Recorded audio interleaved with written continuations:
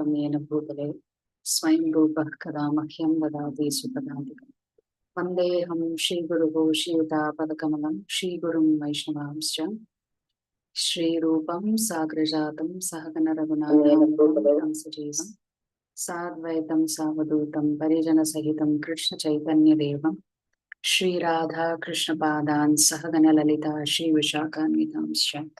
हे कृष्णा करुणा सिन्धु दीनबन्धो जगत्पते गोपेश गोपिका कान्ता राधा कान्ता नमोस्तुते। तप्त कांचन गौरांगी राधे वृंदावनेश्वरी वृषभानुसुते देवी प्रणमामि हरिप्रिये। वाञ्छाकल्पतरुभ्यश्च कृपा सिन्धुभ्येव च पतितानां पावनेभ्यो वैष्णवेभ्यो नमो नमः। नमः ओं विष्णुपादाय कृष्णप्रेष्ठाय भूतले श्रीमते भक्तिवेदांत स्वामिनिधि नामिने। नमस्ते सरस्वती देवी गौरवाणी प्रचारिणे निर्विशेष शून्यवादी पश्चादेशतानि। जय श्री कृष्ण चैतन्य प्रभु नित्यानंद श्री अद्वैत गदाधर श्रीवासादि गौरभक्तवृंद। हरे कृष्णा कृष्ण कृष्ण हरे हरे हरे राम राम राम मूकं करोति वाचालं पङ्गुं लङ्घयते गिरिं यत्कृपातमहं वन्दे श्रीगुरुं दिनतारिणं परमानन्दं Shri चैतन्यम् ईश्वरम्। So Hare Krishna to all the devotees. It's a Sunday and we're going to begin the middle section of the Bhagavad Gita today, beginning with chapter 7. Just a quick recap of chapter 6. Chapter 6 was titled Dhyana Yoga. And here Krishna talks about how you can meditate.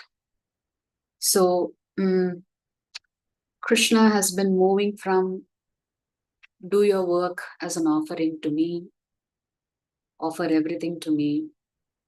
But here from your work is your worship to working with devotion, Krishna is now elaborating on one more way in which you can reach him, and that is through Dhyana Yoga. Dhyana Yoga was practiced in the earlier ages where yogis would sit with a straight back. They would abstain from food and water. There are some shlokas in the 6th chapter that we did not cover where Krishna says you have to go to a forest. It cannot be any forest. It has to be a holy place. The seat has to be at a particular height. You have to put, what is that, tiger skin or deer skin, then soft, cover it with kosha grass. Then on top of that, deer skin. On top of that, some soft cloth. He talks about all of this in detail. How you should control your breathing, and then become silent, go inwards, so that you're actually meditating on Krishna. Of course, Arjuna says this is quite an impossible thing to do. And we began the chapter by asking a simple question. Is our mind our friend or is it our enemy? When is it our friend and when is it our enemy? Well, if we are able to manage our mind, it becomes our friend. If we allow the mind to dictate to us what we should do and what we should not do, then it becomes our enemy. So the crux is, how well are you able to manage your mind? Now, there are two different levels of Ashtanga Yoga that Krishna is talking about in the 6th chapter. One is called Yoga Rurukshuhu, which is the beginning stages of yoga. And Yoga Rurukshuhu has Yam, Niyam, Asana, Pranayam, and Pratyahar. Pratyahar means to withdraw your senses from the external world and begin to focus all of your attention on your inner world. And Yoga Ruda is an advanced stage. And Yoga Ruda has the last 3 limbs of Dharana, Dhyana, and Samadhi. So Krishna says, yes, indeed, it is not that easy to control the mind. But with abhyasa, with practice, you can. and also by practicing vairagya. Vairagya means detachment. So Krishna goes into all of the details, and then Arjuna says it's impossible, it's impractical. And Arjuna then asks an important question. So what happens to the yogi that is not very successful? In that regard, in the last two shlokas, which are important shlokas, Krishna says a yogi is better than an ascetic is better than a jnani is better than a karmakandi. So he gives a ladder saying, anybody who's practicing yoga for the purposes of uniting with the Lord, they are the most superior. And in the next shloka, which is the 47th shloka, Krishna says that, but my dear Arjuna, of all the yogis, that yogi who's practicing bhakti yoga, who is offering everything to me with love, and they're always thinking of me, that yogi is the highest of all yogis. So since Krishna has concluded chapter 6 with the topic of devotional service, then it's only natural that chapter 7 is going to talk about bhakti yoga, and Bhagavan. So what is the title of today's chapter, chapter 7, as per the poster? What did it say? Jnana Vijnana Yoga. Jnana Vijnana Yoga. Knowledge and wisdom. What is the difference between knowledge and wisdom? Are they one and the same thing, or are they different? What's knowledge and what's wisdom? Knowledge is what we know, what is right and what is wrong. Yes. Wisdom is you are doing the right thing. Wisdom is, sorry? That wisdom is that buddhi, which tells us what to do, what right things to do. Okay. So if jnana is knowledge, vijnana, can we say, is realized knowledge? It comes with realizations. Yes. Can we say that? Okay. So wisdom comes with experience. So that's the difference between jnana and vijnana. So in the 6th chapter, in the last shloka, as we said, Krishna has talked about bhakti yoga, and he says, yoginam api sarvesham madgate nantaratmana. So now Krishna is ready to teach us what is bhakti yoga. So from chapter 7, 8, 9, 10, 11, 12, it's going to be about bhakti yoga. Just like from chapters 2 to 6 were about karma yoga predominantly. So let us look at how chapter 7 begins. And what's the single word summary for today? Boss. Boss. Who's the boss?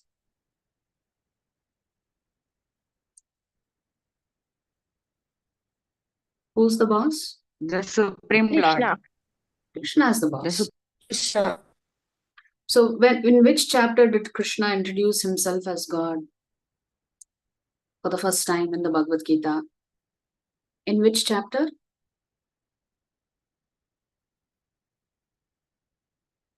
Is it second chapter, Mataji? Not second chapter. Think. 4th or 5th, maybe. 4th chapter. Krishna introduces himself as God. In the meantime, Arjuna has asked some questions, so he has completed answering those questions. So now he is going to talk about himself in a little bit more depth. So let us look at chapter 7.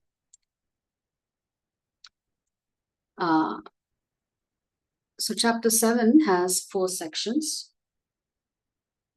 And Krishna says, hear very carefully, Arjuna, because I'm going to reveal something to you that is even more confidential. How do you acquire knowledge? Through a question and answer session. If you find an expert, you can ask a lot of questions and you get your answers. And then from there, you proceed on. So similarly, so far, we've seen that Arjuna has asked a few questions and the questions will continue. In this particular chapter, Krishna also will tell us there are a certain set of people who will accept him as God, and there are a certain set of people who will reject him as God. So God himself is going to tell us those who are going to reject him. Then Krishna is going to talk about the worship of Devis and Devatas. What are the features of such worship, and does Krishna think we should worship them or not, is also what we will hear. And then finally, Krishna is also going to say, who can actually become a devotee? In the eyes of Krishna, who is the devotee? We need to know, because we may think we are a devotee, but does Krishna think we are a devotee? That is important. So here, Shri Bhagavan Uvacha Maya Saktamanaf Partha Yogam Yunjanmadashrayah Asamshayam Samagram Mam Yatha Nyasyasi Tatchrunu. So here Krishna is saying, now hear, O son of Pritha, how by practicing yoga in full consciousness of me, with mind attached to me, you can know me in full, free from doubt. So Krishna has introduced the topic of Krishna consciousness. How do you practice this yoga? In this particular yoga, your mind has to become attached to Krishna. In the Niti Shastra, it is said that the mind is like a monkey. It is not steady at all, because you see a monkey moving from branch to branch, tree to tree. It's not steady. So imagine a mind, or a monkey rather, that has been bitten by a scorpion.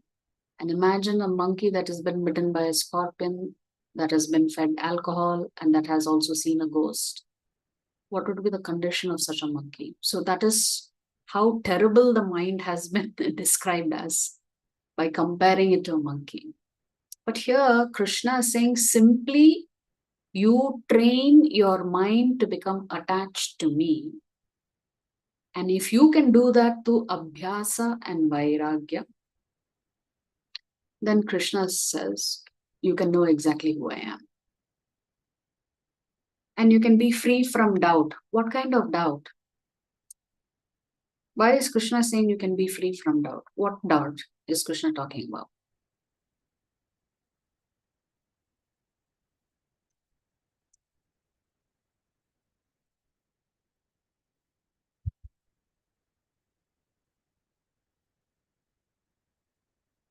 What doubt?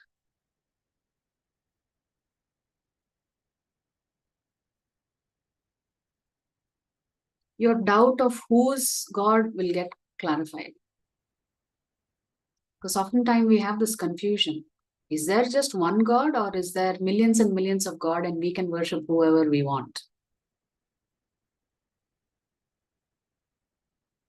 So Krishna is saying, if your mind becomes attached to me, then you will be clear as to who is God. So all your doubts about who should I worship, why should I worship, all of that will get clarified. So here Krishna is going to say who should perform bhakti and how bhakti should be performed. In this particular chapter, those are the two things that you're going to do. So Krishna is telling Arjuna, hear carefully, Arjuna. I'm about to tell you some important things here. So the next shloka, Krishna is saying, Jnanam teham savijnanam. So you see where the title of the chapter is coming. Jnana Vijnana Yoga. So in the second shloka, the first verse, Krishna is saying, Jnanam teham savijnanam idam vakshyam yasheshataha yajñātvā neha bhūyonyat jñātavyam avashishyate.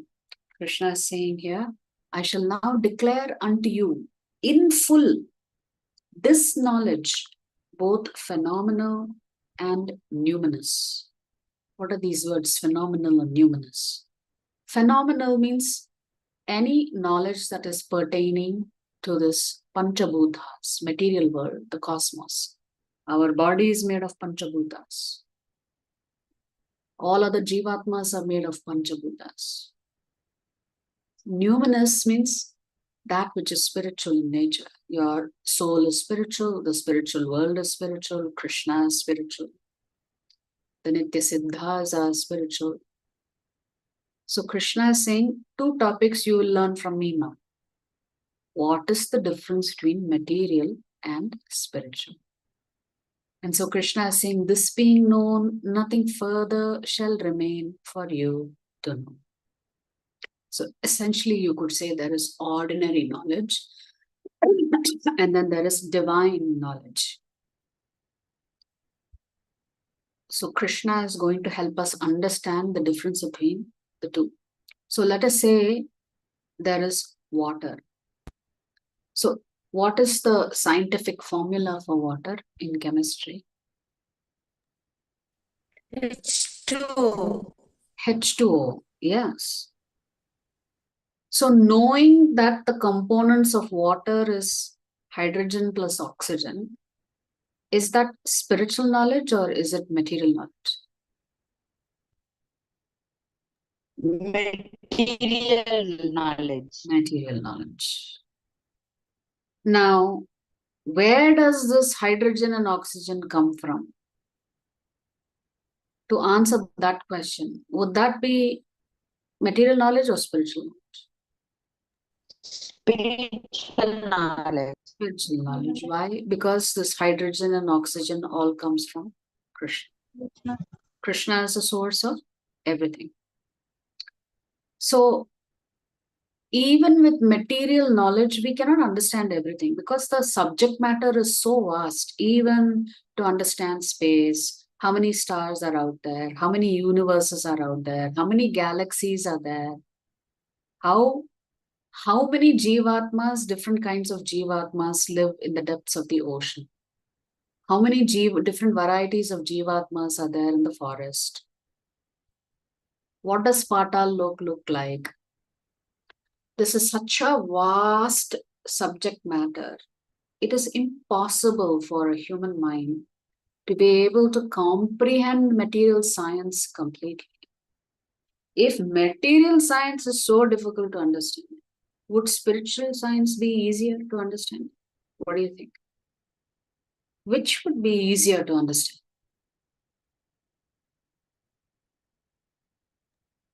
Material science. Spiritual science would be easier to understand because all you need to know is three things. You are Jivatma. Somebody is controlling, enjoying everything, who's Paramatma. You have a relationship with this personality and you have to figure out how you revive that relationship. So in that sense, you could say spiritual knowledge can really be condensed to its essence in these middle 6 chapters of the Bhagavad Gita. And Prabhupada always says, if you've understood Krishna, you've understood everything. You don't have to do any more research. So just like if a person is killed and a post-mortem has to be done, the person performing the post-mortem, the doctor, can only tell us how the patient died, or how the individual died, and maybe they can tell us when he died. But the doctor cannot tell us through his examination who this person is, where he came from, what kind of attitude he had. The doctor cannot say anything about that. So even a person performing a post-mortem, they can deduce certain things through scientific processes. But beyond that, the subtle things they cannot figure out. So same thing is there with spiritual knowledge. Spiritual knowledge is much more subtle than material knowledge. So with material knowledge, we cannot understand who is God. So we cannot do research on God. You know, many people have tried, maybe, but they will get frustrated. If you cannot understand the material world and the material universe, how can you understand God? It's impossible. Therefore, to actually understand God, you need to go to the spiritual topics and spiritual science. It is not that material knowledge is not important. It is important. But spiritual science is even more important. And spiritual science is not taught in schools and colleges. Earlier, we used to have gurukuls. So in gurukuls, you were exposed to spiritual knowledge. So it was not that unusual, maybe even 100, 500 years ago, for people to learn a little bit about spirituality. But nowadays, so it is almost impossible. It's like nobody knows what is spirit, soul. You know, everything is done on a bodily platform. Therefore, asking questions is actually a part of the learning process. So here, Krishna is saying, I am going to educate you on what is material and what is spiritual knowledge. Once you have known the difference between matter and spirit, you should have no further doubts. That's what Krishna is saying. If you've understood this core thing, then there's nothing more for you to. See, even in science, we need faith, as we discussed yesterday. Faith is a kind of a belief. You can't say it's a false belief or it's a blind faith. Faith is based on something far more internal than external.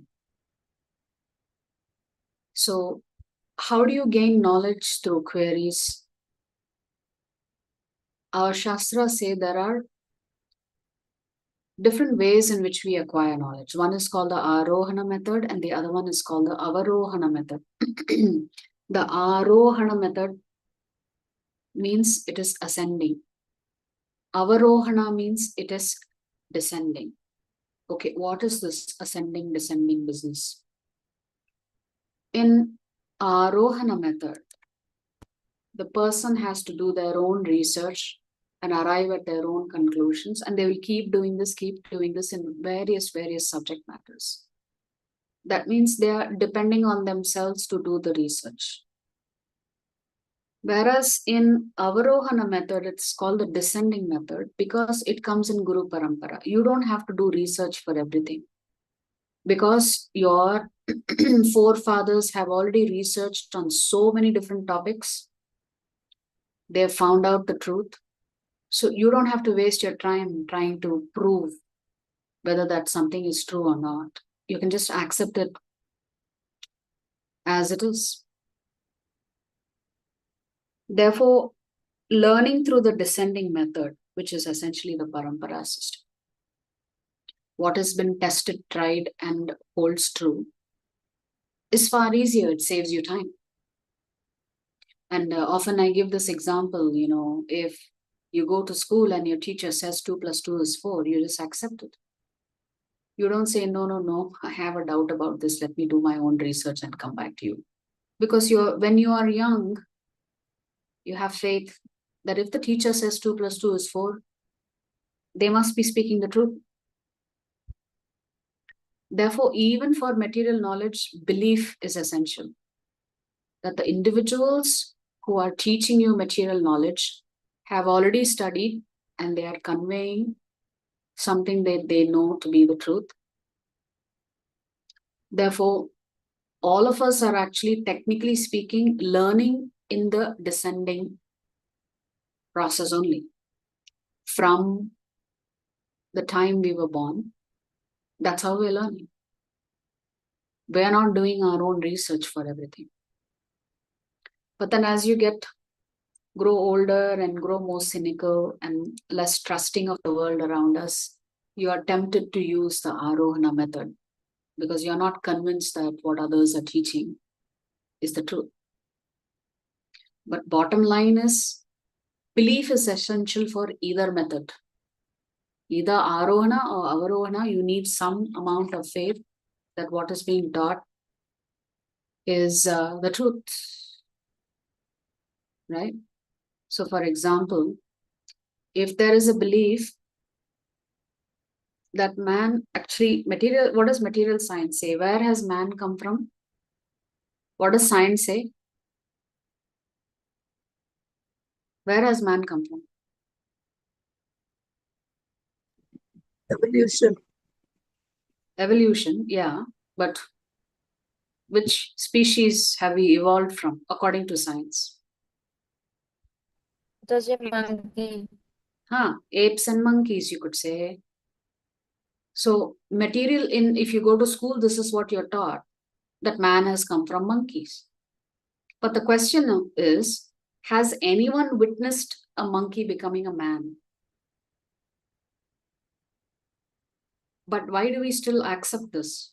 Nobody has actually witnessed it. Of course, you will say, I'm using, the process of deduction to arrive at this conclusion. But why do we accept it? Because we have faith in the teachers and we have faith in science, and therefore we accept that man has come from monkeys. However, our Shastras refute this. Monkeys have always existed, man has always existed. So our Shastra do not agree with modern day science that says that human beings have evolved from apes and monkeys. Similarly, we have heard that once upon a time, America sent a couple of astronauts to the moon.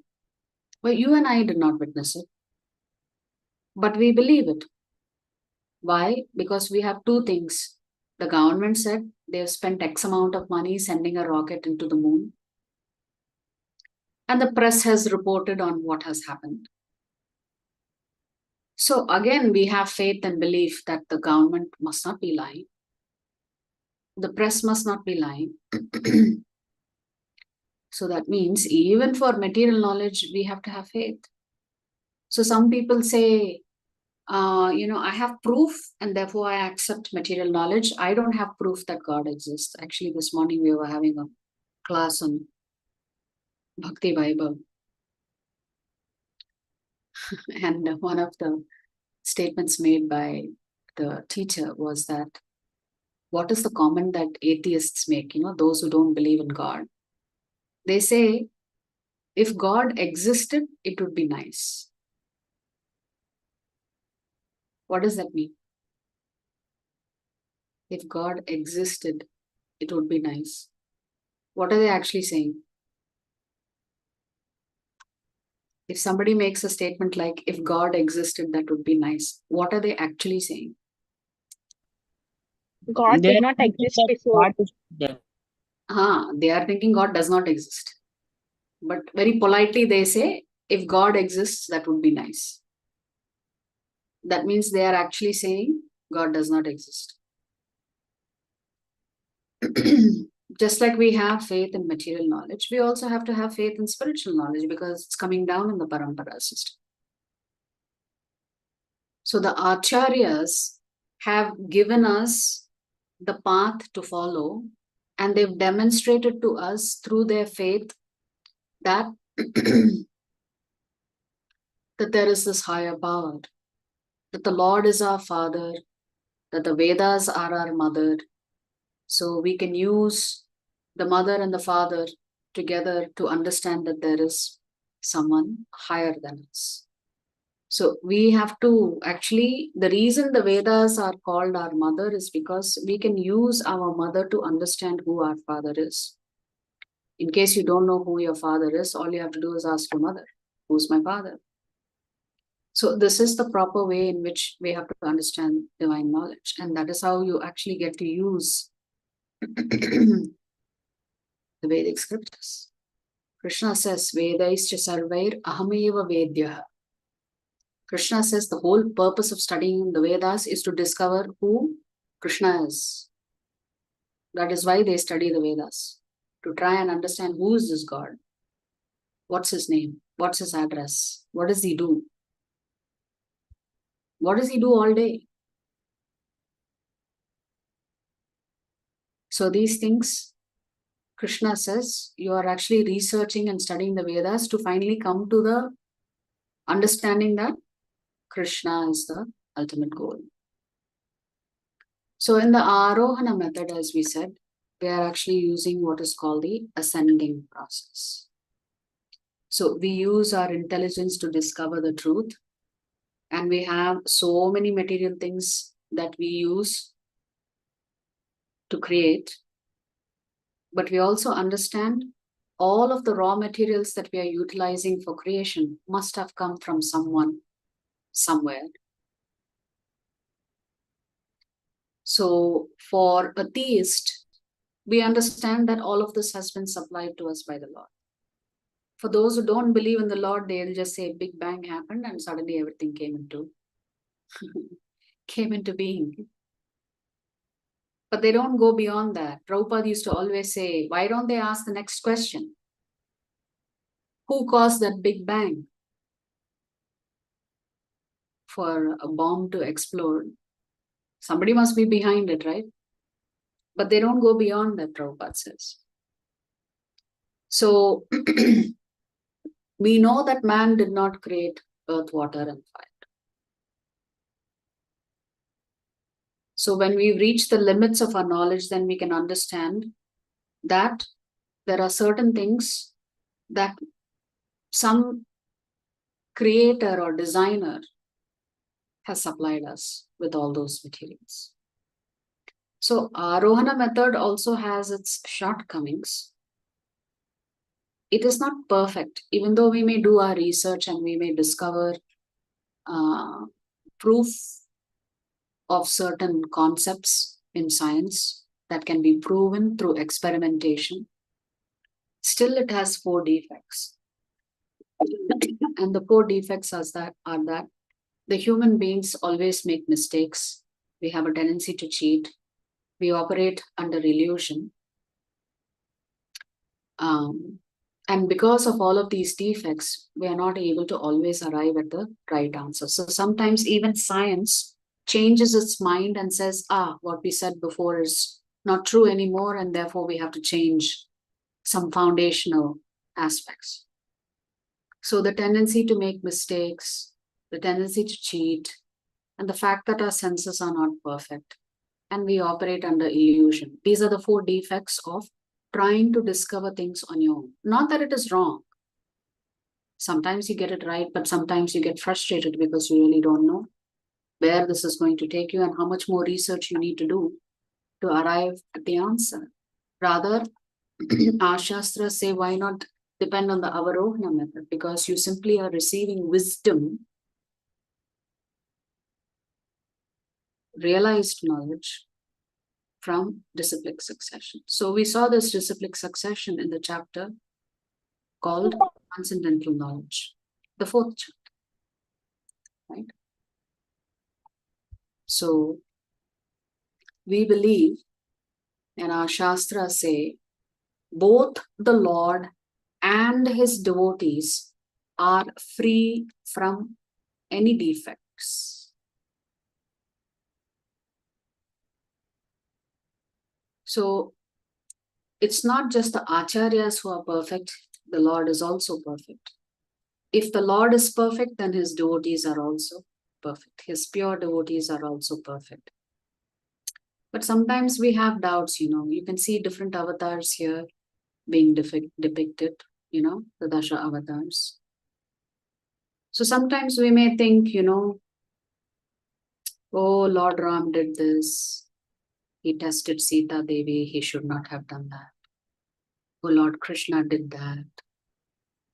He married so many women. So we may have our own doubts, or we may have had or heard others make such criticisms. Why do they raise these criticisms? They don't have faith.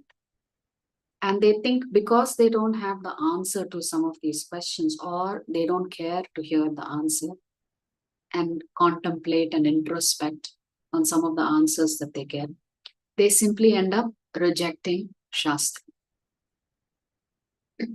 So, for example, we'll take a couple of examples.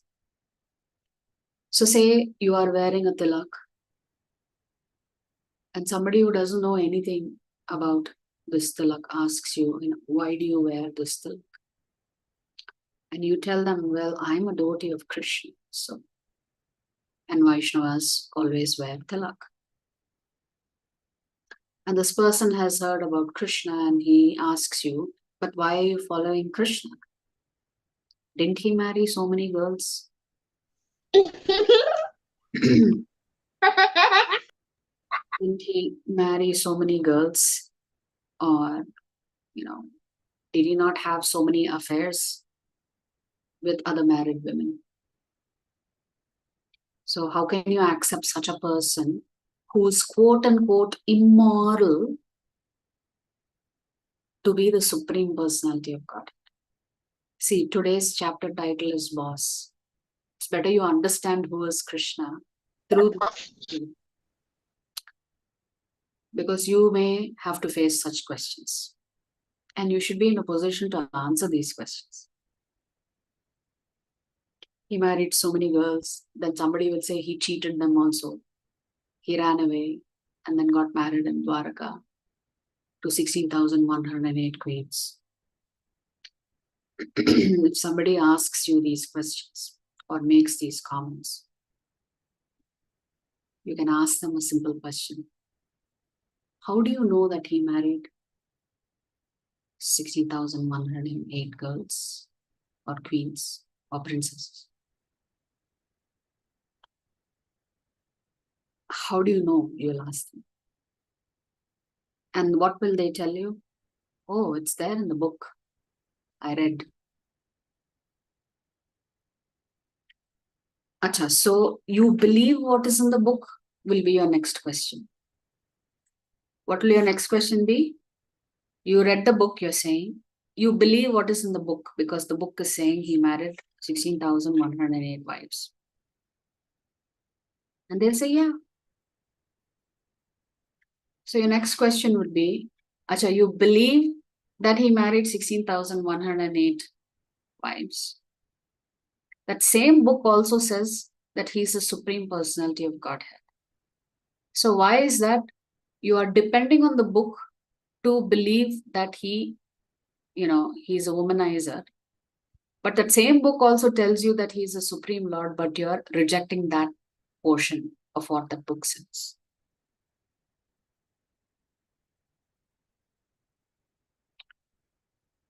So why is it that you're willing to believe a portion of the information and not the other piece? What is the answer to such a question? Because your mind is not able to comprehend who the Supreme Lord is. So you are using your puny little human brains to try and understand someone who is unlimited.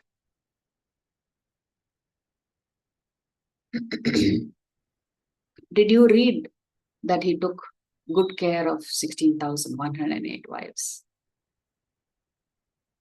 Did you read that these 16,100 wives, they are all rishis from a previous avatar of Lord Ram. And the rishis were very attracted to Lord Ram's beauty. In the Kamba Ramayana, the beauty of the Lord is described.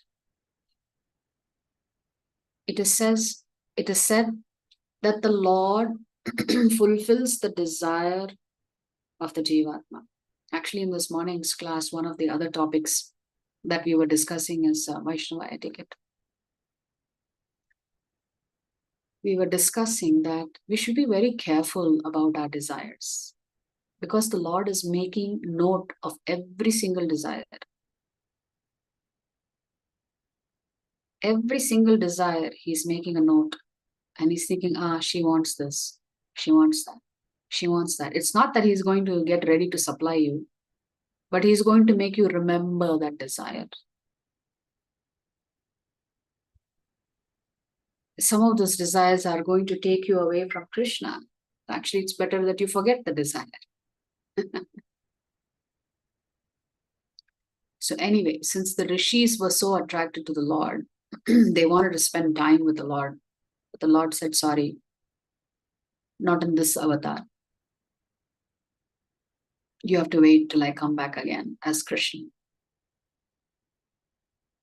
And therefore, these same rishis come back as the gopis and the queens. So all these 16,100 queens were captured by a demon called Narakasura. And the Lord rescues them.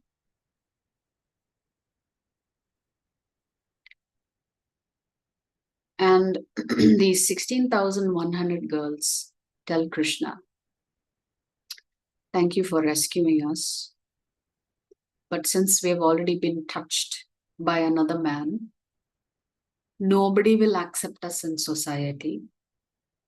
And since you are the Supreme Lord, please marry us. And the Lord says, okay. It is not that Lord chased them and wanted to marry them. They were asking for the shelter of the Lord because they would be considered rejects of society. And the Lord said yes. So anyway, they had this deep desire to spend time with the Lord from a previous birth. Their desire was, I want to be with the Lord. And in the next janma, in the next yuga, in the next avatar, the Lord fulfills that desire. So therefore, be careful what you desire because Krishna is making note of all your desires. If you have spiritual desires, that's beautiful.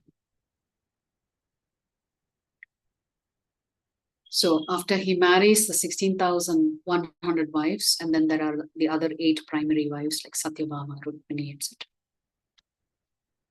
He is present with each one of them in 16,108 palaces simultaneously. Simultaneously.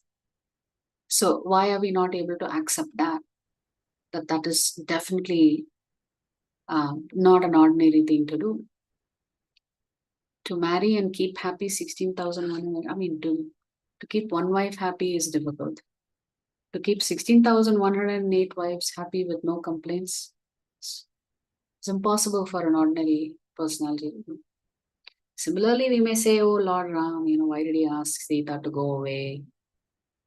Why all this Agni Pariksha and all? Is that any way you treat the wife? That too after she has been kidnapped. I mean, do we really think that Lord Ram does not know about Sita Devi and her purity? That he really needs to test her? Do we really think the Lord is that cruel that he does not understand his own Shakti potency?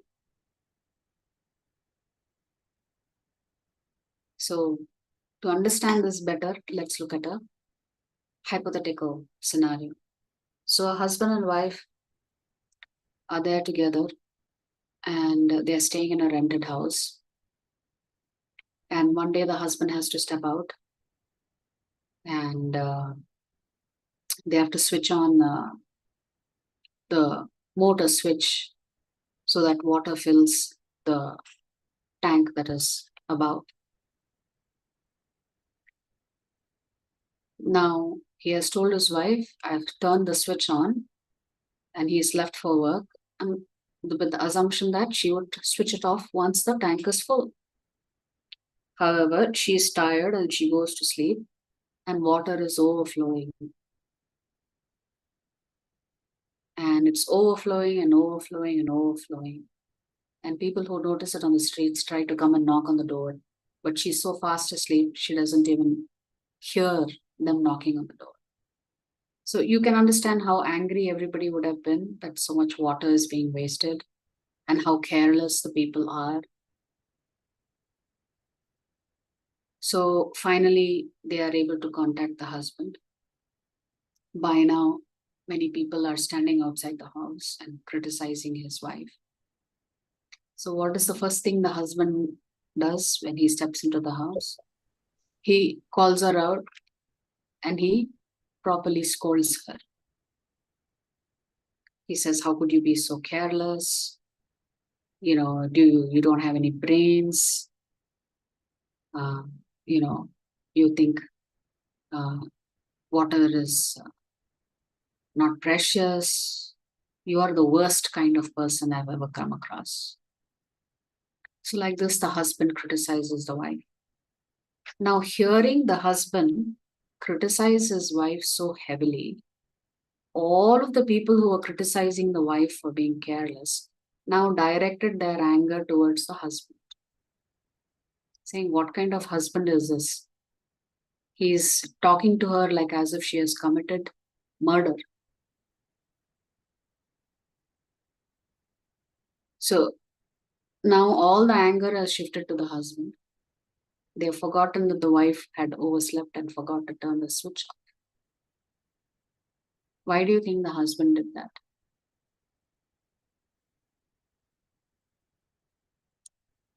Criticize his wife.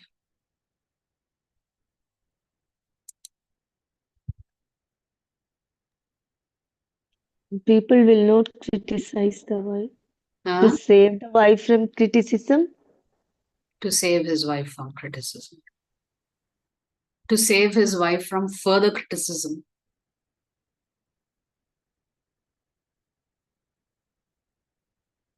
So similarly, if the Lord had not done a few things, then people would have heaped criticism on Sita Devi herself.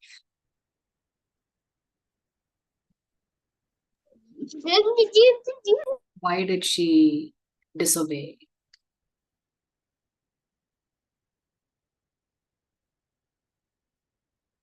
The instructions of the Lord? Correct? They would have blamed her for being kidnapped.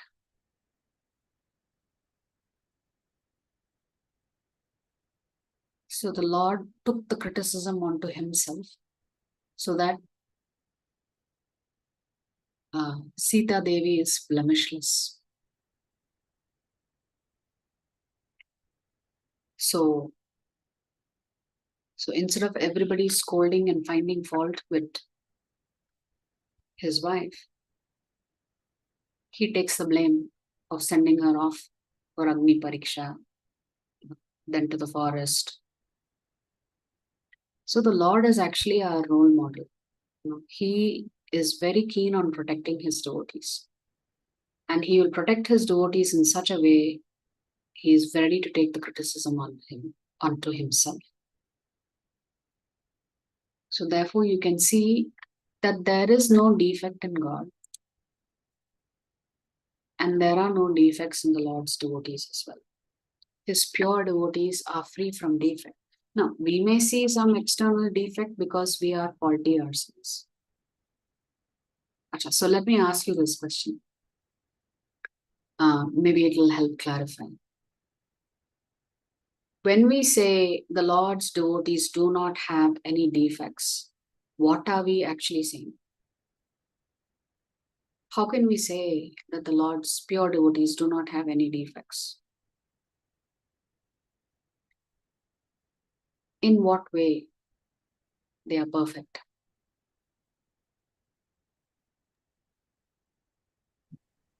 They follow God's guidance.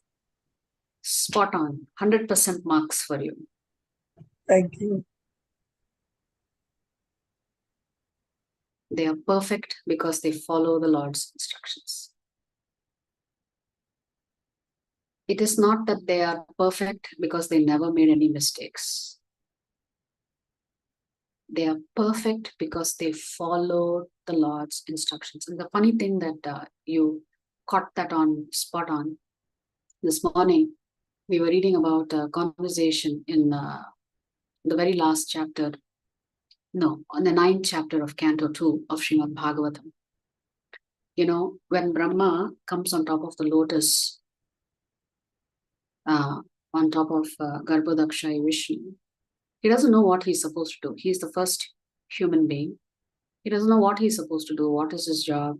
Everything is dark around. He only sees water and waves.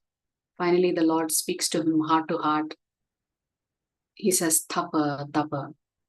Immediately, Brahma understands, okay, I am hearing the word Tapa in the ocean waves. Therefore, I'm supposed to meditate. So Brahma's first job after he was born is, and it took him thousands of years to figure out what is he supposed to do. He's all alone. He has to figure out what is his job description. He's been created out of the lotus. So there is a particular shloka in Srimad Bhagavatam in Canto 9 and Canto 2, chapter 9, towards the end of the chapter, where it says, the Lord, after Brahma follows the Lord's instructions of meditating, and then a heart-to-heart transmission happens of the Srimad Bhagavatam. The Lord was so pleased with Brahma, he actually gives him darshan and comes and shakes his hand. And you can say this is the first handshake in the world ever. Now the question is, why did the Lord come and shake Lord Brahma's hand? To tell him, congratulations for following my instructions without any deviation. You were perfect. You understood that I wanted you to do tapa, to meditate, to understand what is your duty now. What are you supposed to do? You are supposed to create using the raw materials that I have already given you. So yes, the devotees of the Lord are perfect because they simply follow the instructions of the Lord. So your perfection is not assessed in whether you recite the shloka properly, whether you remember all of the shlokas, whether you chant properly. Your perfection is assessed by Krishna based on how well do you follow his instructions. So Krishna himself will say here that not everybody understands who he is. And in that context, he will say the people who understand me are very, very rare. The quantity of people who actually understand that Krishna is the Supreme Lord was a very small percentage. So here, a very famous shloka where Krishna says, Manushyanam sahasreshu kaschid yadati siddhaye yadatam api siddhanam kaschinmam veti tatpata. Out of many thousands among men, one may endeavor for perfection. And of those who have achieved perfection, hardly one knows me in truth. What type of perfection? Krishna is talking about even transcendental perfection. If great rishis have achieved self-realization, they have stopped there. They still have not understood who's God. Actually, even Brahma says, I cannot understand who's Krishna. And Brahma is far more intelligent than us. And if Lord Brahma is saying he cannot understand Krishna, how on earth one puny little human being somewhere on Bhuloka understand who's Krishna? So therefore Krishna is saying the number of human beings who actually understand Krishna is very rare. So Krishna is saying hardly one knows me in truth. So Krishna is saying, if you want to know about me, why don't you hear from me itself? Why are you depending on others?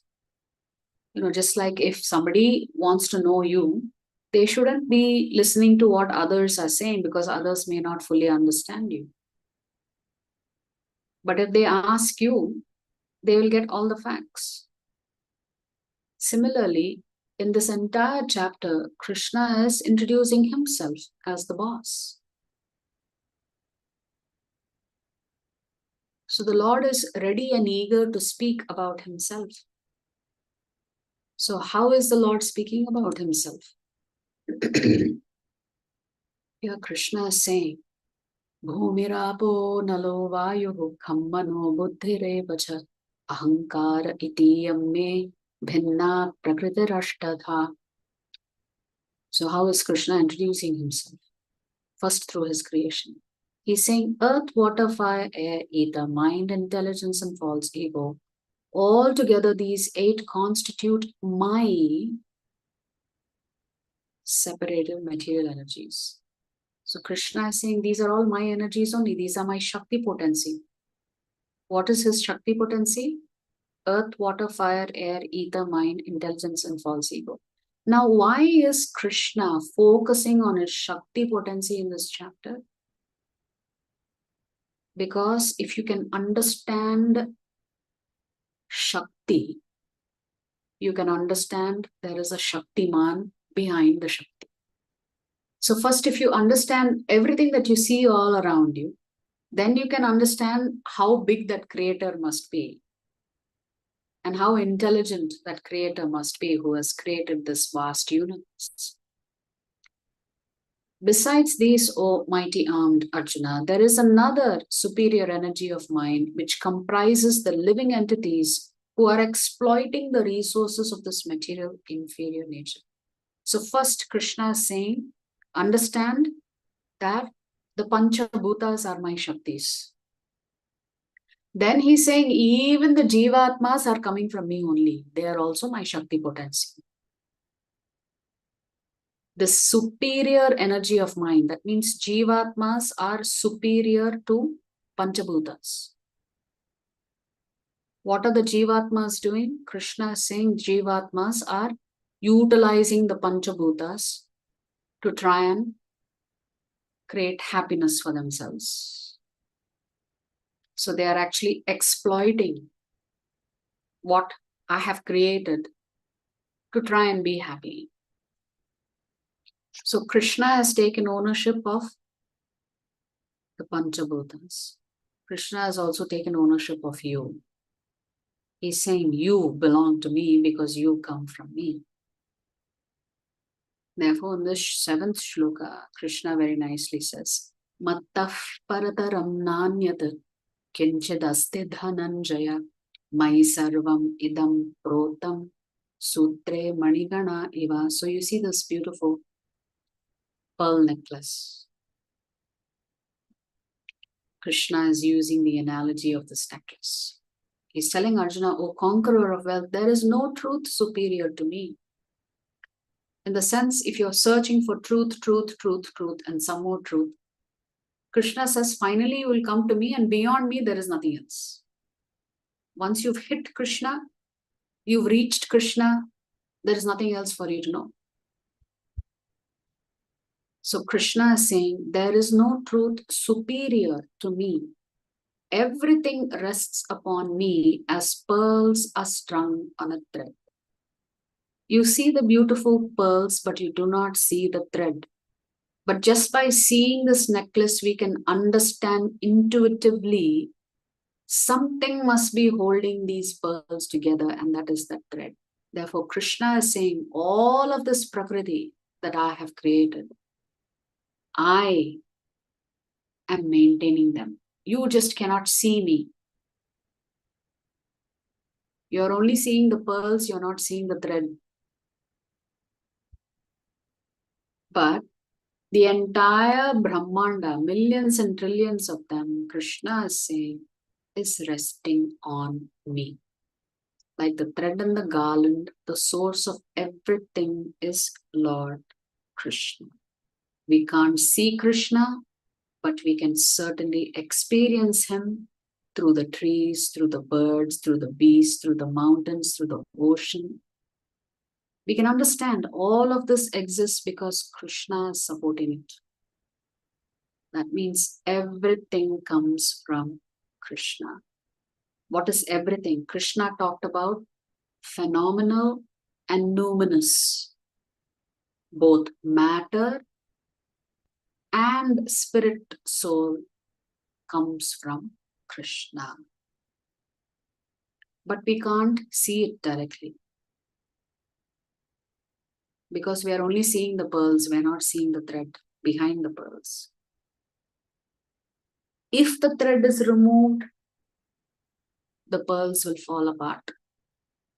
So if Krishna exits our body, we will not be alive.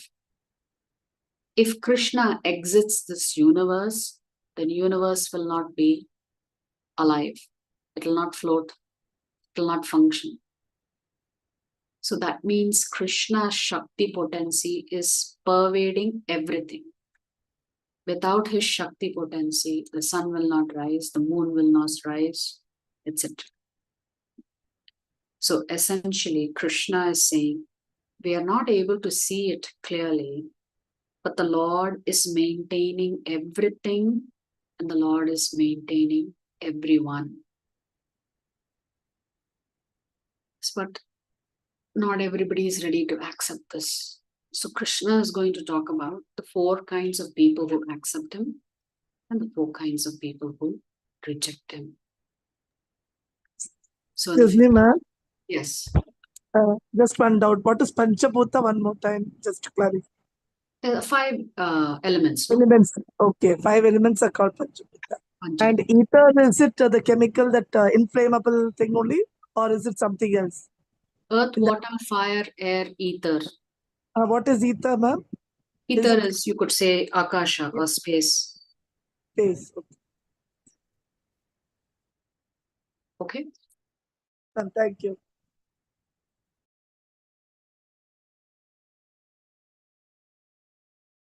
So here in the 15th shloka, Krishna is saying, Namam dushkriti no mudhaha prapadyante naradhamaha mayaya pahritagnyana asuram bhavamashruta. Those miscreants. Mudha is the word Krishna is using. So Krishna is using some harsh words. He is saying those miscreants who are grossly foolish, who are lowest among mankind, whose knowledge is stolen by illusion, and who partake of the atheistic nature of demons, do not surrender unto me. So Krishna has identified 4 categories of people who don't care for him. Mudha. This mudhas will say, why I should do bhakti? I already have everything that I need. Why I should worship? Why I should waste my time going to the temple? Why I should worship any god? I have everything that I need. So one day a son asks his father, no, why don't you do some bhakti? It will be good for you. But the father never listens. So the son thought, okay, usually relatives don't listen to each other, especially when you are giving advice, they will disregard it. So the son thought, oh, let me go talk to my father's friend. Because we'd rather hear from our friends than our own family members on what is right and wrong. So the son thought, okay, let me go talk to my father's friend and ask him to convince my dad somehow or the other that he should start performing some bhakti. So the father's friend told him the same thing. Look, don't waste time. Time is just being stripped away from you. Why don't you perform some bhakti? Now is the time to do it. See, can't you see God is there in everyone and everything? Still, he does not start. So the friend thought, okay, let me take him to a crematorium. maybe then he will realize that one day he's going to die. So this is called Smashana Vairagya. So everybody who goes to the crematorium feels a little bit of remorse. Briefly, they may think, oh my God, I'm also going to die one day. But the minute they leave the crematorium, come back home, take a bath, they've forgotten everything. They've forgotten that they are also going to die, and they continue to live like as if they are going to live forever. So nobody thinks they are going to die. But briefly, when they experience death of friends or family, they may also start thinking, oh, if I go to the crematorium, I'm seeing the body being burnt. Wow, this person lived their life just so that today I am seeing them being cremated. So brief thoughts may occur like this, but once we come back home, get back into our routines, we forget everything again. So this is what he did. He took him to the crematorium. And this father responded by saying, "Cheh, what a mistake I made. I didn't know there were so many deaths happening every day. Why did I open a jewelry shop?" Not many people have the money to buy jewelry, but definitely everybody must pay for wood to cremate their loved ones who have passed away. See, I could have made more money selling wood than trying to sell jewelry. So sometimes you are so ignorant, you just can't see the truth that's right there in front of your nose. This is grossly foolish. The second category, moodhas. They are so ignorant, you can't even, don't waste your time trying to convince them, because they are just in such a stage of ignorance. Then Krishna talks about Naradhama. What is this Naradhama? You know, they are just suffering for basics. So when they don't even have the basics of food and shelter, then you really can't teach them philosophy. You can't explain to them about higher truths because they're not ready to hear it, because they're just suffering for basics. Trying to just live paycheck to paycheck, get a little food, get a little shelter, etc. Mayaya appahrita jnana. They are too busy chasing things. Too busy with so many duties, so many responsibilities. And therefore, they also don't have time for me, Krishna is saying. And then, of course, you have your straight up non-believers. Asuram bhavam ashrita. They are such demons. They are just exploiting, exploiting, exploiting. So they also don't have time to recognize who I am. So Moodha is grossly foolish. Naradhama is the lowest of mankind. Mayaya pahata jnana. Those whose knowledge is stolen by illusion. Asuram bhavamash.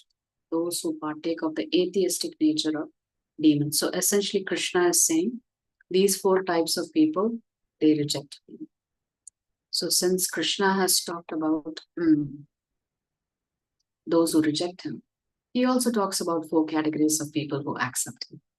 Chaturvidha bhajante mam jana sukritinor arto jignasurartharti jnani cha paradharshabha.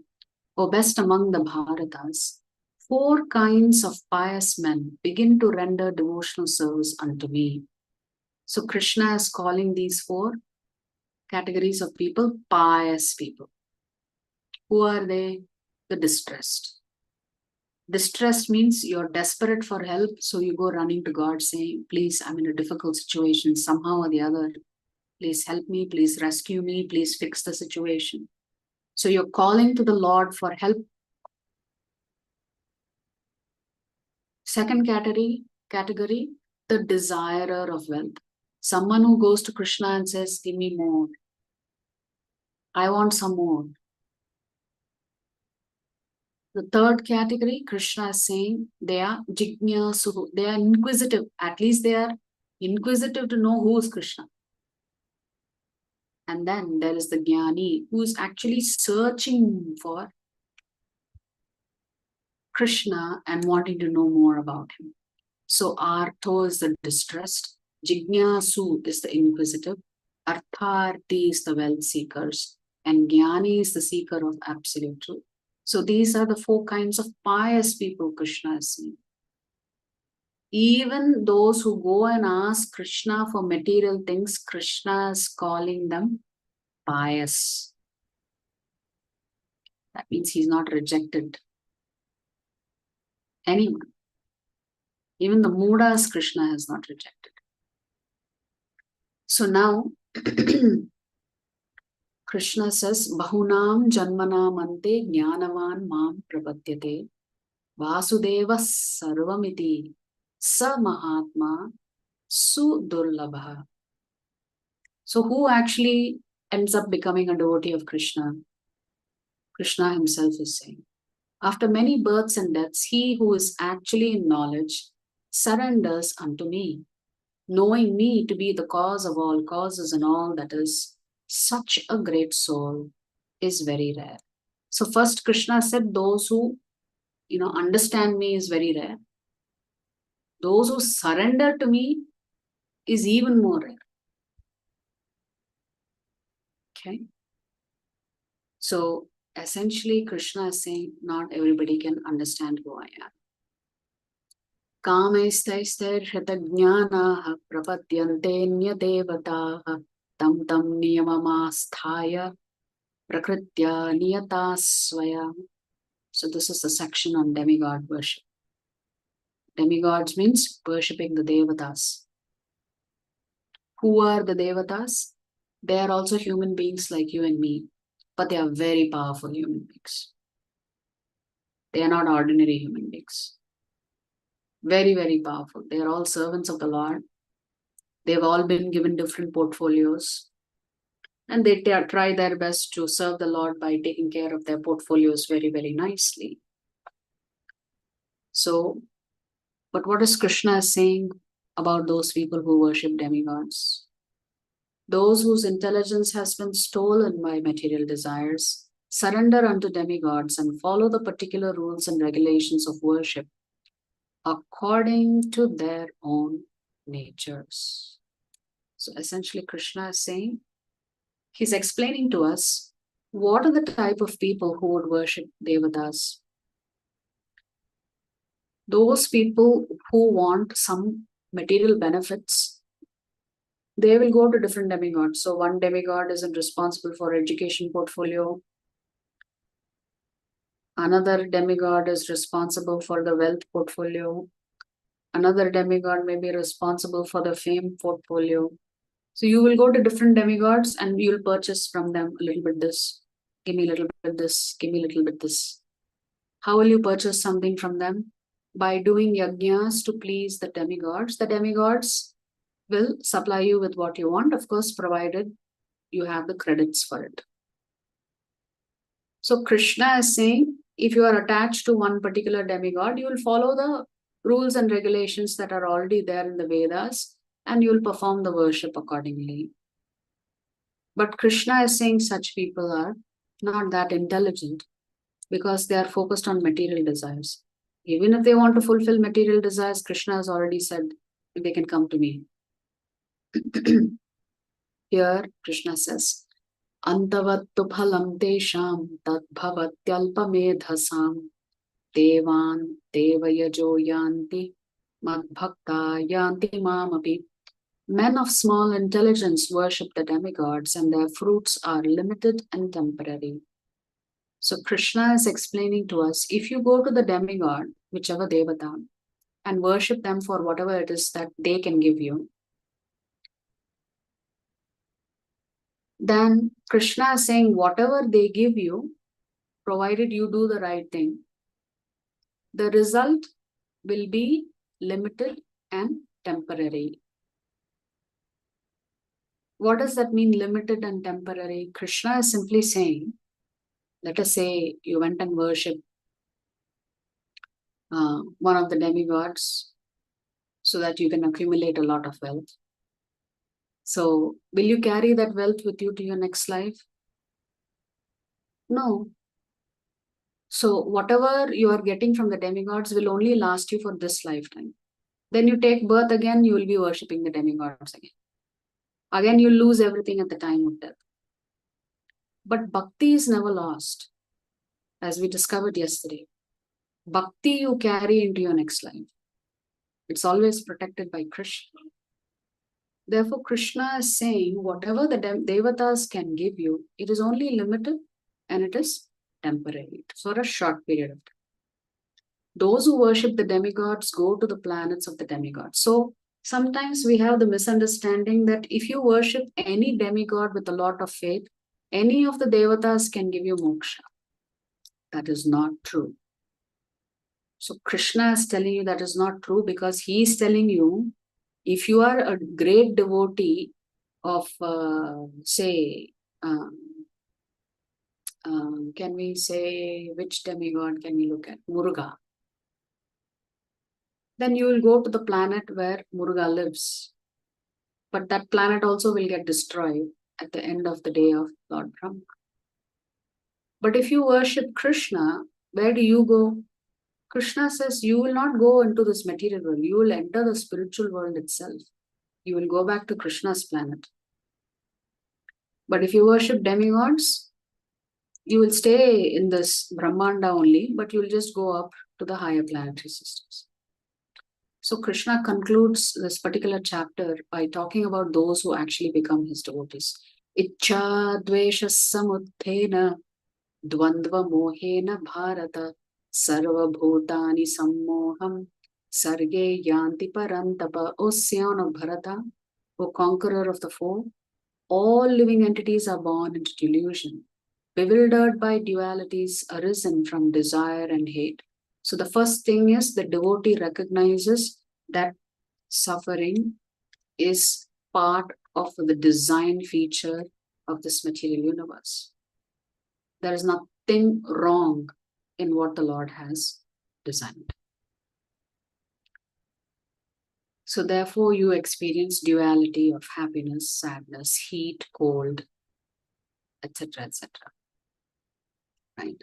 So this is something that devotees understand, that all of this is temporary. Yesham tvantagatam papam jananam punyakarmanam te dvandva moha nirmukta bhajante mam dhridavrata. So Krishna is saying, however, if you've done some pious activities in your previous life, and you also done some pious activities in this life, and in the process all your sins are eradicated, then you become free from these dualities of happiness, distress, etc. And how do you arrive at that? Krishna is saying the only way to do that is you have to do bhakti. And what is Krishna saying? You must do it with Dridhavrata. You must be determined to worship Krishna. Therefore, Krishna is saying, and they engage themselves in my service with determination. Which means you will not give up worship of Krishna simply because somebody criticizes you. Or somebody criticizes Krishna. Krishna is saying his devotees are fixed up. They will not change their mind. If they are Krishna Bhakts, they will continue being Krishna Bhakts. Yeah? So this is essentially Krishna's introduction of himself. And through this process, Krishna has also introduced his devotees. Yes. So Krishna is saying Bhakti Yoga must be performed. Bhakti Yoga must be performed. Because we have endless desires from many, many births, we have to understand how to break free of the cycle of material desires and begin our journey by creating some new spiritual desires. So only we have to perform bhakti to go back to Krishna. Then Krishna himself will remove the sins from you. And once your sins are removed, then your chanting becomes pure, and then you will go back to Krishna at the end of this life. So everything is temporary in this world. Whatever we ask for, that is material, is also temporary. Therefore, since we are constantly focusing on temporary things, Krishna is saying that's not very smart of you. If you're really intelligent, you will ask for things that are permanent. What is permanent that you can carry from life to life? The only thing that is permanent that you can carry from life to life is your bhakti.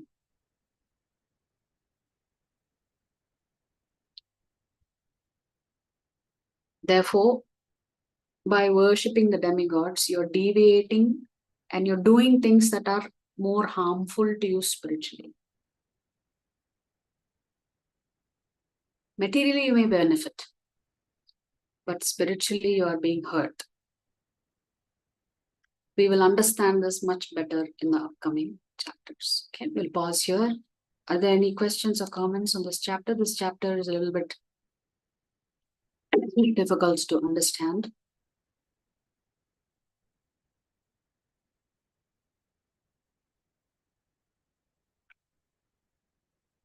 Okay.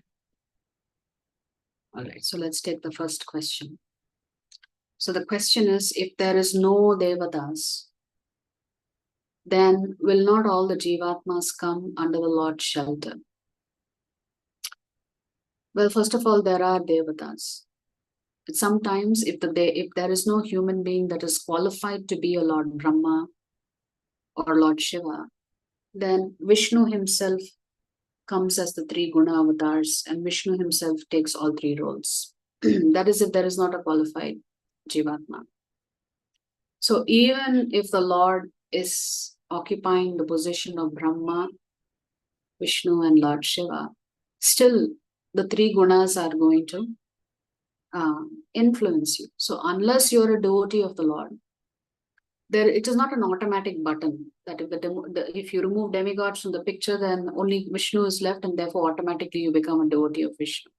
It doesn't work that way. As I was saying yesterday, you cannot go back to Krishna unless you have a desire. 2, you have to make an endeavor and an effort. In the sense, you have to tell Krishna, I am working to come towards you. And then the third element is Krishna's mercy.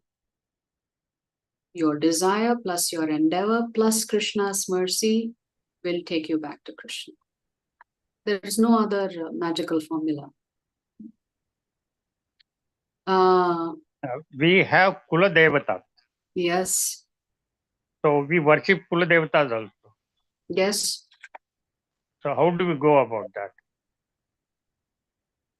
Well, see, there is certain things that come as culture and family tradition, right?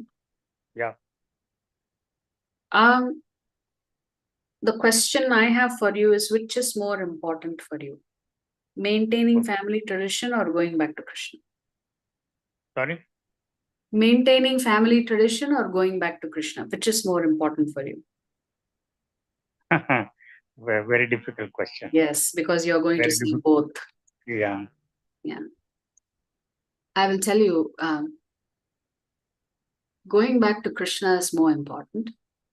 But at the same time, maintaining family tradition is more to do with feeling a sense of guilt for stopping what has been done for generations. So you don't want to change the flow. Correct? Yeah. Yeah. It's been done for many years. And second, there may be a fear. If I stop, will that devata be upset and angry with me? That will be the second fear. No devata will be upset with you for worshipping Krishna. They will actually shower you with their blessings for being a Krishna Bhakt. Do you want to hear a pastime? To show So I'm you. just asking if there is a conflict between Krishna and that Devata. It depends. If you're worshipping the devata for material desires and simultaneously you're pursuing Krishna for your spiritual desires, then definitely there is a conflict. Okay. If you're worshipping the Devata just to tell the Devata, please bless me so that I can become a great devotee, just like you are a great devotee of Krishna, then suddenly the equation has changed. If you are worshipping the Devata specifically to ask for material things, and at the same time you're trying to practice going back to Krishna, then definitely there is a conflict. It is not material things, because supposing we have marriage in our family, we have to visit our Kula Devata Yes. and perform puja there. That's all. There is nothing. Every day you have to worship Devata. It's not like that. Okay. No, that is fine. I mean, Krishna has never said, go and insult the Devatas. You have to give respect to all the Devatas because they are also devotees of the Lord only. Correct? They are all in very high positions. Krishna has allocated the service to them. Who has put the Devatas in their roles? Did they just get their roles themselves? No. Krishna has appointed them in the role, so you have to give them all the respect that they deserve. Okay. Okay. So it's how you see the Devata. If you've understood that this Devata is also another Jivatma, but with much more power and intelligence than you, and if you understood that this Devata is not the Supreme Lord, then you're okay. But if you accept or if you think that the Devata is equal to Krishna, then that is an offense to Krishna. No, I hope you know Parshurama. Yes. Not personally. So Parshurama's mother, Renuka, Yes. is our Kula Devata. I see. Okay. Yeah. Very good. I mean, you can keep culture alive. Yeah. Just understand that Krishna is Krishna. He is a Supreme Lord. Okay. And the Devatas are his servants. Yes. Okay, so I have one more question. As we got to know a little before that some people are so ignorant that they don't see what are actually. Okay, I was giving that example of the father being taken to the smashan. Still, he didn't get it. So should we stop about talking about Krishna consciousness, especially in front of people who call it a waste of time? Among the 10 offenses that we talk about of chanting the holy name, one offense is to preach Krishna consciousness to those who do not have faith. If someone doesn't have faith in Krishna, then you please desist from trying to preach to them and leave it to Krishna to inspire them, or maybe to a pure devotee to inspire them at some point in time. You can pray for them that they should also come to the lotus feet of Krishna. And that's it. There's no point in getting into endless set of arguments with the same set of people about the same set of topics. We should not waste time like that. Okay, there's another question. Does the Lord accept animal sacrifice which is done in front of Durga Devi? Well, if the sacrifice is done for the pleasure of Durga Devi, what does Krishna have to do with it? Krishna is nowhere in the picture. Animal sacrifices are not supposed to be performed in Kali Yuga because nobody else, no Brahmana exists who's pure to give that animal better body next time. In those days, the Brahmanas were so pure. Through the chanting of the mantras, they could make sure that that animal got a human form in its next birth. If you cannot guarantee that that animal will get a human form in its next birth, then you should not be performing animal sacrifices. Okay. Okay. So I said I will talk about a pastime. There is a wonderful devotee of the Lord called Chandidas. He was a great devotee of Mother Durga, and he would worship her every day by offering her flowers.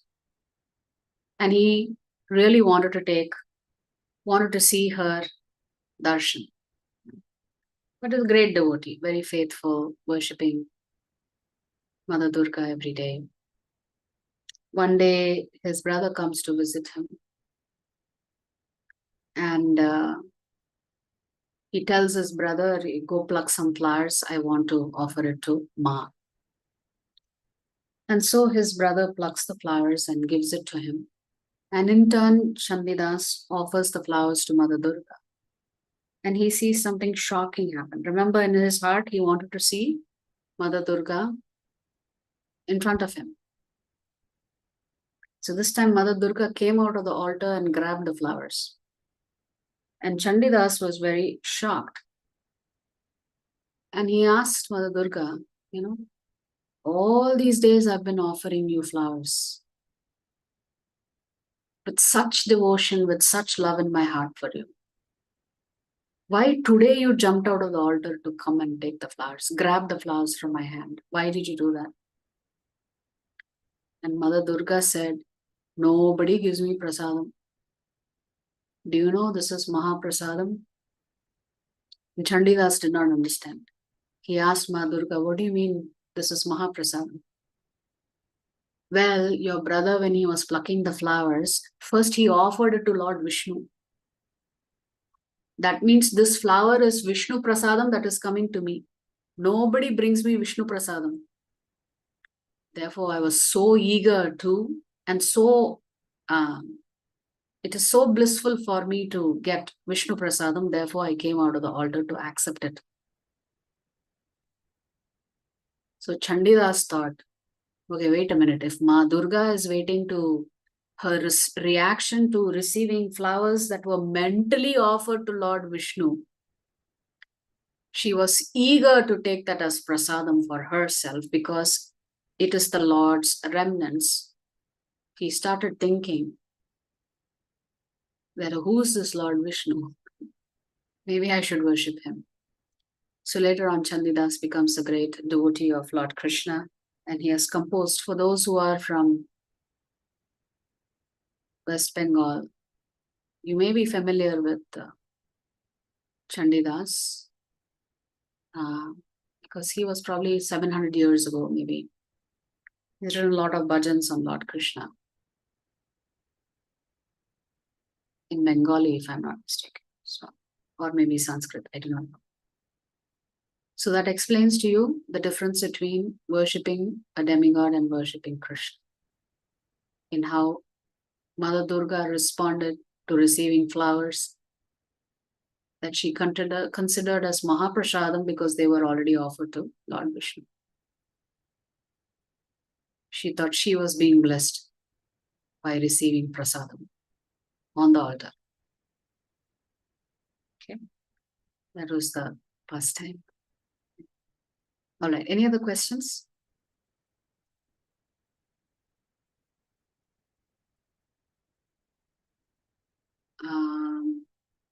Yeah, I think that's it. All right. Mataji, how does anybody ask the Lord for what he or she wants? How to ask the Lord for what you want? Yes. Material or spiritual? Distressed person you talked about, the distressed person you talked about, the other two persons who. How do they approach the Lord or ask the Lord for what they want? I mean, if they are expressing what is in their heart. So if they tell the Lord, look, I'm suffering financially, please help me so that I can serve you, then the Lord will definitely reciprocate with sincere prayers and requests. The Lord may not give them exactly what they wanted or what they asked for, but the Lord will certainly give them what is going to help them progress both materially as well as spiritually. Yeah, so the Lord is the final decision maker on what to give his devotees. So that because the Lord is anxious to protect your bhakti.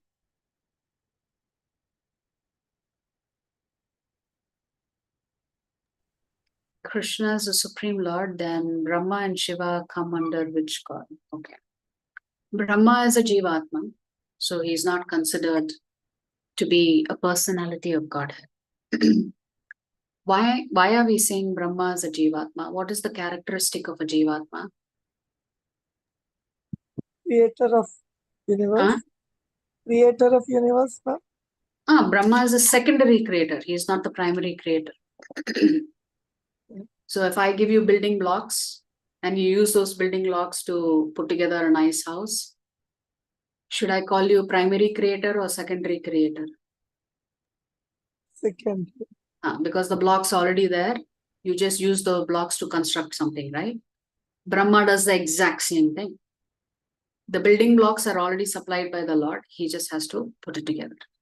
Therefore, he is called the secondary creator. Okay. What was my question?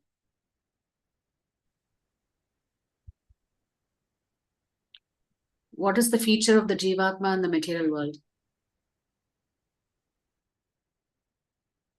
All Jivatmas, whether you're a human being, you're an ant, you're an elephant, you're a flower, you're a tree, all of us have to go through this. What is that? And that cycle. Life and death. Brahma also has to die one day. Therefore, he's a very powerful Jivatma. It's just that his lifespan is very, very long compared to ours. What about Shiva, ma'am? What about Lord Shiva? Yes. Okay. The Shiva Tattva is a little bit more complicated.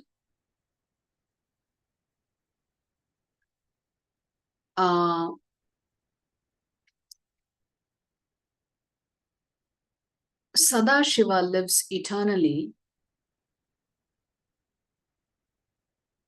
across from the Viraja river. So there is something called Devi Dham, where Durga Devi resides. There is something called Mahesh Dham, where Lord Shiva resides. There is something called Haridham, which is where Lord Narayana resides in the Vaikuntha planets. And then there is Goloka Dham, where Lord Krishna resides with his eternal associates. So Lord Shiva is also considered a personality of Godhead, but he's not equal to Lord Vishnu and he's not equal to Lord Krishna. So he has a separate category in the sense he is neither considered a Jivatma nor is he considered a Bhagwan. He comes somewhere in between. So he has his own category. So Shiva is neither a Jivatma. Brahma is a Jivatma. Shiva is not a Jivatma. But at the same time, Shiva is not Lord Krishna. He's not Bhagwan. He's not the Supreme Personality of God. But Shiva comes from Vishnu. So in that sense, you could say Shiva and Vishnu are one and the same. But at the same time, they're not. So as I said, this topic is a little complicated. Thank you. Okay? All right. So Brahma is a Jivatma. Shiva is not a Jivatma. At the same time, Shiva is not Bhagavan. Shiva is not Paramatma. Brahma is a Jivatma. So Brahma also has to die. Shiva is eternal. But he does not reside in the spiritual world. Okay. All right. Any other questions? Thank you for joining us. We will see you tomorrow for chapter 8, which is all about how to die. So it's an interesting topic since we talked about smashanas today. Tomorrow, Krishna is going to talk about death, different ways you die, different times of the day, different times of the year. What's your destination, depending on how you die. Technically speaking, this death is in the context of the yogis. So it does not apply to devotees. So come tomorrow to hear more. Vancha kalpatarupyascha kripa sindhubhya eva cha patitanam pavanebhyo vaishnavebhyo namo namah. Ananta Koti Vaishnava Vrinda ki jai, Jagat Guru Srila Prabhupada ki jai. Srila Gurudev ki jai, Shri Gauranitai ki jai. Thank you very much, devotees. Thank you very much. We'll see you tomorrow. Hare Krishna. Hare Krishna Mataji. Hare Bol, Hare Krishna. Hare Krishna. Mataji. Hare Bol, Hare Krishna. Hare Krishna Mataji. Hare Bol, Hare Krishna.